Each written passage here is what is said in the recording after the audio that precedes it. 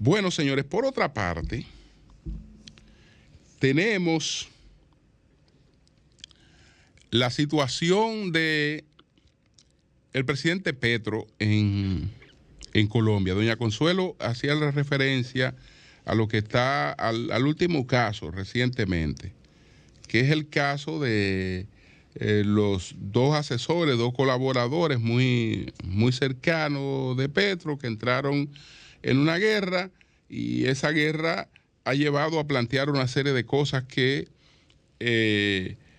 tienen que ser objeto de investigación. Me refiero al conflicto entre la señora Laura Sarabia y Armando Benetti, que fue a lo que hizo referencia doña Consuelo el pasado miércoles, a que este señor, que era una especie de jefe de campaña de Petro, una persona muy cercana de los aposentos de Petro en términos políticos,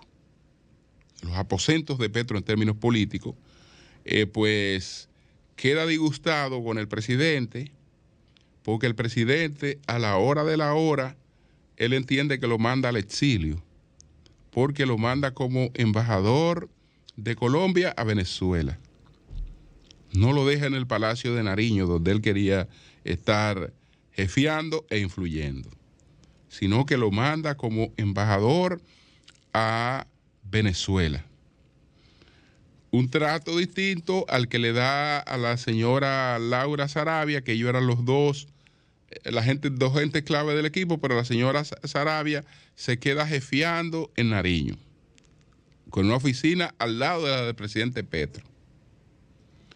Esto lleva a este caballero a decir una serie de cosas, que después dijo que estaba bajo los efectos del alcohol, que una serie de cuestiones, pero llega a insinuar hasta que Petro y él tienen problemas con consumo de cocaína.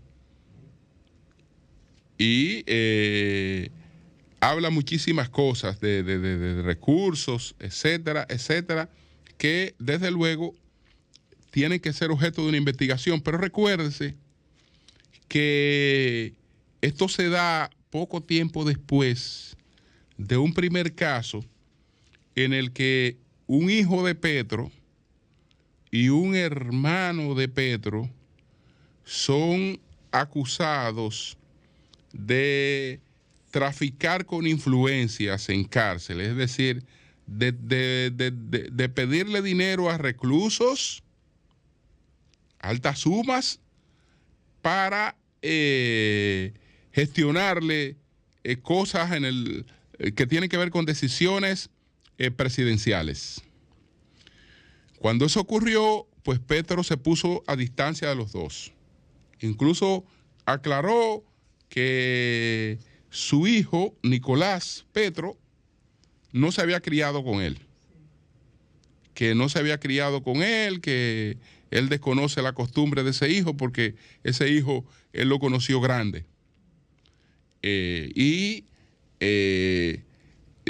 Dejó abiertas las posibilidades de una investigación. En ambos casos, los escándalos surgen por unas revelaciones así sucedáneas, porque en el caso de Nicolás, el hijo de Petro, todo surge porque Nicolás se está divorciando. Nicolás cambió de pareja, y entonces la antigua pareja hizo una serie de revelaciones sobre recursos que buscaba Nicolás en nombre de Petro para la campaña, y reveló también sobre lo que estaba ocurriendo en las cárceles, que fue la expareja de el hijo de Petro, que se llama Day Vázquez. Es decir, es esa dama la que hace estas revelaciones. En el caso de la señora Sarabia, algo similar. La señora Sarabia parece que se le perdió una suma importante en su casa de dinero. Está investigando a su trabajadora y le pusieron un polígrafo. Entonces, a partir de ahí y de las trabajadoras se desprenden también una serie de cosas. no son hechos, digamos, directos de Petro. La responsabilidad civil es individual, pero indiscutiblemente que son cosas que comprometen su prestigio y su popularidad.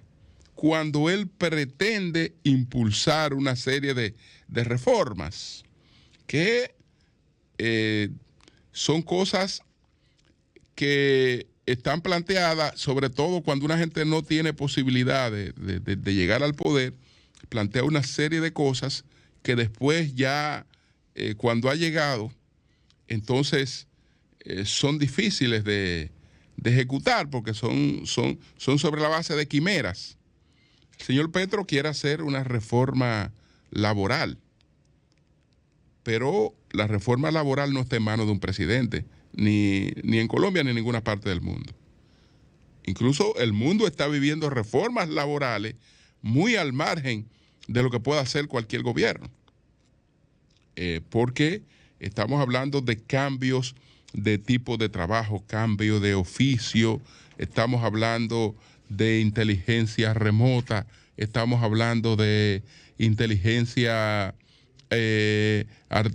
artificial, estamos hablando de impresión 3D, que como decía hace poco, va a cambiar radicalmente la forma en la que producimos y distribuimos las cosas. Y eso también cambia entonces el mercado laboral, aparte de todo el proceso de la uberización. Es decir, hay un entorno laboral que se está modificando a sí mismo al margen de lo que pueda hacer cualquier gobierno. Y la capacidad de actuación ahí es sumamente muy limitada. Él va a modificar el tema de las pensiones, pues si él descubre la varita mágica en Colombia de modificar el tema de las pensiones, no siendo que el Estado tenga que buscar más dinero para las pensiones, un Estado que se iba a quebrar hace poco con una pequeña reforma que hizo el presidente Duque para tratar de sustentar mínimamente la estabilidad del Estado. Había que hacer una pequeñita reforma, la reforma no se pudo llevar a cabo. Es decir, es un Estado que no tiene 2 pesos para resolver mínimamente su accionar cotidiano, es decir, que no le sobra 1 peso. Entonces, bueno, va a reformar las pensiones. Si tiene la varita mágica para eso, y va a crear otra reforma.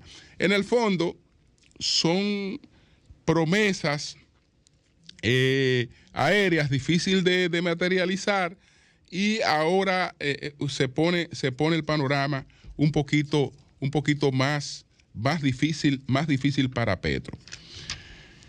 Lo de Trump, prefiero dejarlo para poder tratarlo con detalle. Tengo una serie de cosas ahí que sé que no pierden la vigencia, que en un próximo análisis puedo tratarla. Así es que cambio y fuera.